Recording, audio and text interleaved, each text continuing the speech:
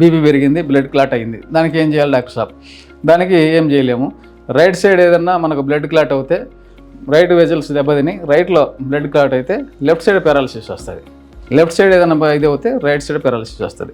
అది లెఫ్టా రైటా ఏదైనా మనం చూసుకొని దాన్ని ట్రీట్మెంట్ అనేది స్టార్ట్ చేసుకొని పెడతాం.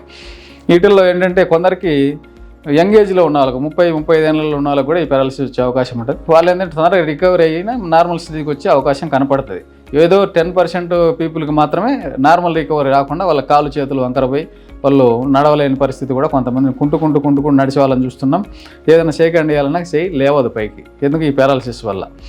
దీనికి మనం ముందు చెప్పుకున్నట్టు దాన్ని పూర్తిగా ముందే కంట్రోల్ చేసుకుంటే ఏది కాదు. ఇంకా పారాలసిస్ వచ్చింది. పారాలసిస్ వచ్చినప్పుడు కంట్రోల్ కాకుండా కాలు చేయి అసలే లేవకుండా మంచంలో ఎంత ట్రీట్మెంట్ చేసినా సంవత్సరం 2 ఏళ్ళు కూడా మంచంలో ఉన్నా మాకు రాలేదు డాక్టర్ సాబ్ అన్న వాళ్ళకు మన హోమియోది చాలా బ్రహ్మాండంగా పనిచేస్తూ ఉన్నాయి.